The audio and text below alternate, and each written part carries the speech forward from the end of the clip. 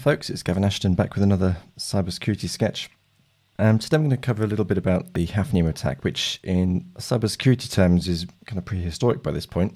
There's a few things about it that are pretty sort of unprecedented, so I thought it'd be good to just to go through it a little bit. So just in case anybody's not completely familiar, I'll give a very brief overview of the attack.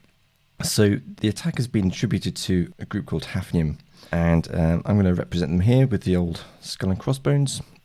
And then, so they're operating across the internet, which I'll represent here with my cloud.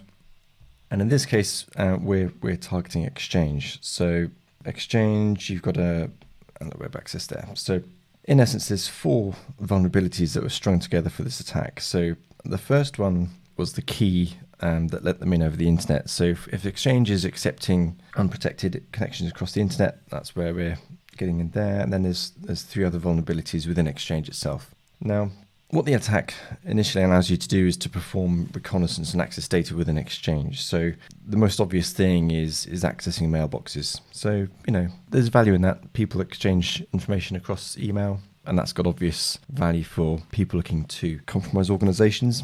But we can also move laterally from here.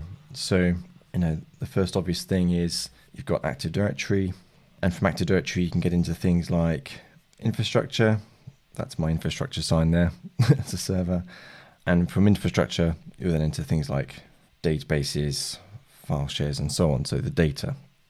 And what Slurgate also showed us is if you've got hold of Active Directory, if the organization is doing something like ADFS authentication into the cloud, then perhaps you're into things like Azure AD, and then you're into things like SaaS, or maybe IaaS or PaaS.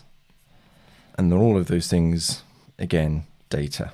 Now we'll use those, but you can imagine there's all sorts of data being stored in the cloud. So this attack isn't, Exchange is the way in, but it's really got some teeth.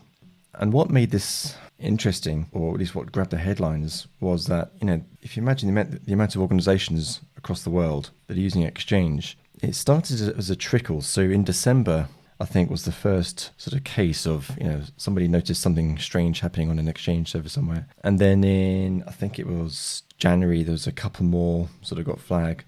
But then pretty quickly, by the time March the 2nd rolled around, Microsoft announced these CVEs, these vulnerabilities, along with a patch. And all of a sudden, it was the graph kind of went vertical. All of a sudden, Exchange servers all over the world were getting hit. Now, in terms of scale, I don't think I can rescale on this, so I'll just move across a little bit. In terms of scale, I've seen numbers going anywhere from, I think it was 20,000. That's a 0. I'll redraw that. 20,000, all the way up to, I think 160,000 was the high watermark of figures I saw being spoken about. And also, interestingly, this increased from HAFNIUM to 10 identified advanced persistent threat groups, APT groups, as well as ransomware gangs. So the scale of this attack really ramped up. Now, in terms of Microsoft, they were really upfront with this. I've sort of watched in admiration as they responded to this, and if you haven't been there already, all the resources that you need are going to be aka.ms/exchange vulns. So no doubt you're all over this already, but if you haven't already been here, then obviously go and check that out.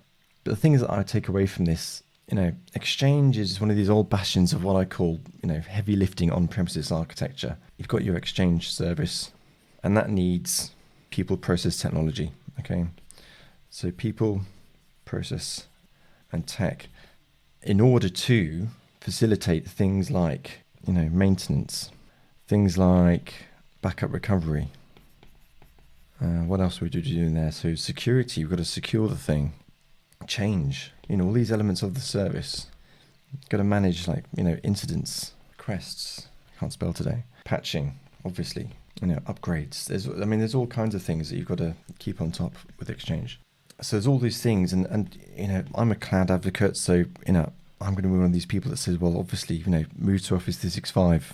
All of that stuff is done for you. It allows you to focus on what it is that you do as a business rather than managing this old piece of infrastructure. And doing Exchange properly isn't easy. The thing about Exchange is it's actually it's the database that gave birth to Active Directory. And the links between Exchange and Active Directory run deep, okay? And that's another reason why you'd want to take it out, because actually it's a bit like with the Solorigate thing, where we saw that people still essentially using AD to authenticate to Azure AD, you've got these red lines, what I call red lines anyway. So the more of those that you can remove, the safer your environment is, because you're sort of compartmentalizing systems. So of course, O365, I'm going to do my poor O365 logo there. That's obviously tied to Azure AD, so sort of moving it from one place to another. But you get that point about we're trying to minimize the attack vectors or the threat vectors, and that really speaks to the importance of you've got all these things that we care about. We've got, that's my logo for apps in this case. You've got apps, AD, we've got Azure AD, we've got our data, we've got devices, all this stuff that we care about.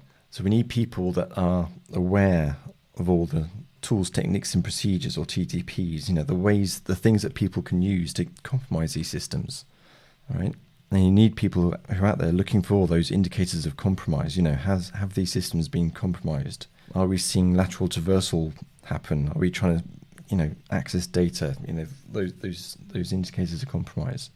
So that's just a quick rundown. And again, I'd say go and look at ak.ms exchange vols, keep your systems patched, and be on the lookout for these indicators of compromise and TTPs. So thanks very much, and I'll see you again soon for the next one.